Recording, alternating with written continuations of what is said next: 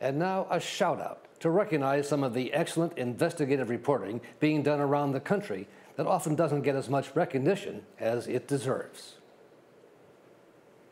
Today, a shout out to the Miami Herald for its explosive investigation into how this billionaire, convicted sex offender Jeffrey Epstein, was able to get what was essentially a slap on the wrist for abusing dozens of underage girls. We didn't really know how many there were. I mean, part of this story is how much was kept secret in the court documents. Reporter Julie Brown spent more than a year tracking down the young women who were Epstein's victims. I probably spoke with about 8, and of those 8, only 4 wanted to go on were courageous enough to go on the record. In a powerful video Brown produced with her partner, Emily Michaud.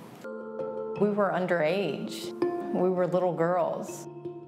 I was 16. I was 16. I started going to him when I was like 14 turning 15. If you think at 14, $200, that's a lot of money at 14 years old. I mean, that's a lot of money now. And then Brown spent countless hours doing journalism the old-fashioned, tried-and-true way, to learn about the lenient deal federal prosecutors cut with Epstein, requiring him to serve only 13 months in a county jail. These are 10 to 12 years worth of documents. There was probably thousands, if not tens of thousands of documents to wade through. But the turning point came, Brown says, when 2 key police officials trusted her enough to lay out what really happened behind the scenes. It started out, give a man a back rub, but many cases it turned into something far worse than that, elevated to a crime, and a serious crime. What he ended up pleading to was a joke. The sentence he served was even a bigger joke, and then his probation was a slap in everybody's face. I think once the police chief was willing to go on the record with me and the lead detective, both of them had never given interviews before, and I think after we did their interviews, we really realized how good of a story we had, and it went to the heart of how much influence Epstein had, and how he and the people that work for him bullied everyone associated with this case. And look, who knows what else is going to come out? I mean, the excellent journalism has spread the message. It's not just a state court case that's stuck in Palm Beach County now. People are really aware of what's going on. Brown's reporting raised questions about the federal prosecutor at the time, Alex Acosta, who is now the Secretary of Labor in the Trump administration. He seemed to go to great lengths to cut a lenient deal with Epstein and keep the whole process secret, according to Brown.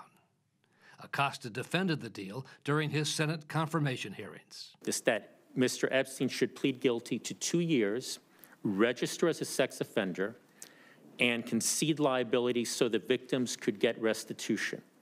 And if that were done, the federal interest would be satisfied and we would defer to the state. Brown got no comment from Epstein, nor did we. But one of his lawyers, Alan Dershowitz, told me he was proud of the deal he made for his client. So no regrets then in arranging a deal in which he spent only 13 months behind bars? I wish I could have gotten him a deal where he spent only 10 months. I mean, the job of a criminal defense lawyer is to get the best possible deal. If I had been able to get him a deal where he spent no time in prison, that would have been even better.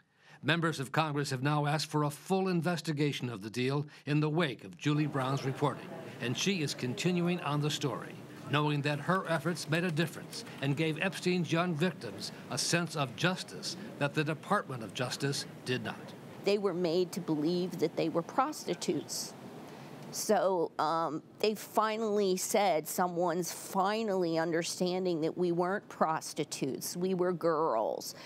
He violated us. Maybe now something will change. I think they're still hoping for a sense of justice, that something will be done in the case. And so our shout out this week to Julie Brown, Emily Michaud, and the Miami Herald. That's our program for this week. Thanks for joining us. We'll be back again next week.